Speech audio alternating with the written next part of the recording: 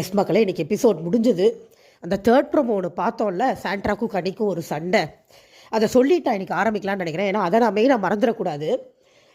கடைசியாக கனியும் வினோத்தும் சாண்ட்ராவும் வினோத்தும் பாட்டு கண்டுபிடிச்சிட்டு இருந்தாங்க. உள்ளே போய் திவ்யாவும் அமித்தும் டான்ஸ் ஆடிட்டு இருந்தாங்க. இதில் இவங்களை டிஸ்ட்ராக்ட் பண்ணுறதுக்காக சைடில் மற்ற டீம்லாம் உட்காந்து பாட்டு பாடிட்டு இருந்தாங்க. அதில் கனியும் உட்காந்து பாட்டு பாடிட்டு இருந்தாங்க.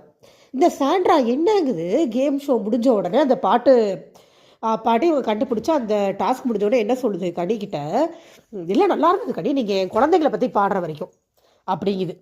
இவங்க குழந்தைங்களை பற்றி கனி ஏன் பாட போகிறாங்க? ஏன் சாண்ட்ராவோட மைண்ட் இவ்வளோ கேவலமாக சீப்பாக யோசிக்கிறதே தெரியல.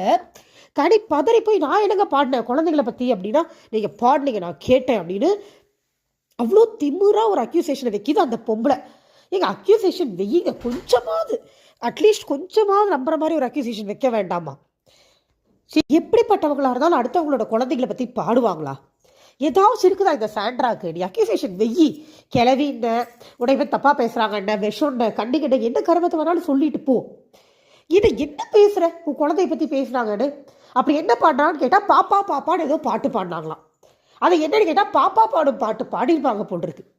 பாப்பா பாடும் பாட்டு அப்படிங்கிறது ஒரு பாட்டு. உலகத்தில் இருக்க இவன் மட்டும் தான் பிள்ளை பற்றி வச்சிருக்காளா? அங்கே இருக்கிற வேறு யாருக்கும் குழந்தை இல்லையா? வினோத் 1 வயசு குழந்தைய விட்டு வந்திருக்காரு. வினோத்துக்கு அப்படி தோணலையே. ஃபர்ஸ்ட் ஆஃப் ஆல் எல்லா பாட்டிலையும் ஏதோ ஒரு அர்த்தம் இருக்குது. ஒரு வார்த்தைக்கு அர்த்தம் கண்டுபிடிச்சி இப்போ புருஷனை பற்றி பாட்டா ஏன் புருஷனை பற்றி பாடிட்டேன் பாலா இந்த சாண்ட்ரா. குழந்தைகளை பற்றி பாடினா அவன் குழந்தைகளை பற்றி பாடிட்டாங்களாம். மாமியாரை பற்றி பாடினா அவன் மாமியார், அவன் அம்மா பாடா அவன் அப்பாப்பான்னு எடுத்துக்குவாளா எல்லாத்தையும்? நான் சீரியஸாக சொல்கிறேங்க. ஒருவேளை சாண்ட்ரா குழந்தைய வச்சு விளையாடுறால அதுக்கு அப்படி தோணுது போல் இருக்கு. எல்லாரும் குழந்தைய வச்சு தான் விளையாடுவாங்கன்னு.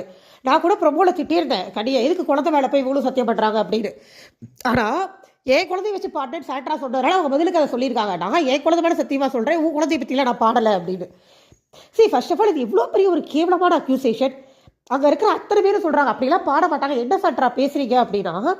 அது கால் மேலே கால் போட்டு ஒரு மாதிரி திமுறா, அந்த சீக்ரெட் டாஸ்க் முடிச்சப்போ ஒரு மாதிரி திமுறா உட்காந்துருந்துச்சுல்ல சாண்ட்ரா, அதே மாதிரி திமுறா உட்காந்துருக்குது.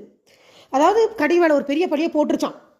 கேட்டால் சொல்லிக்கலாம் இல்லையா? வீக்கெண்டில் கேட்டால் பாடினாங்கன்னு கேமராவில் ரெக்கார்டு, அப்படியே அது பாப்பா பாடும் பாட்டுன்னு கேமராவில் ரெக்கார்ட் ஆகிருந்தாலுமே இவன் பாப்பா குறித்து மீன் படி அவங்க ஏங்க பாட போகிறாங்க? எனக்கு கேட்டுக்கிட்டு இருக்கிற நம்மளுக்கே இந்த பொம்பளை என்ன சொல்லுதுன்னே புரியலை. இன்னும் லைவில் அது வரல, லைவில் வந்தால் போய் பார்க்கணும். எனக்கு நைட்டு ஃபுல்லாக அந்த கூத்து தான் போகும். என்ன மாதிரி ஒரு கேவலமான அக்யூசேஷன் இது? கண்டென்ட் கொடுங்க, நான் வேண்டாம்லாம் சொல்லலை. அதுக்கு தான் உள்ளே போயிருக்கீங்க, கண்டென்ட் கொடுக்குறது தான் உங்களோட வேலை, யாரும் இல்லைன்னு சொல்லலை. பார்வதி கூட இவ்வளோ சீப்பாக போச்சான்னு எனக்கு தெரியல சீரியஸாகவே. இது ஒரு லிமிட்டுக்கு மேலே ஓவர் எக்ஸ்ட்ரீமாக போல குழந்தைய வச்சு பண்ணுறீங்க.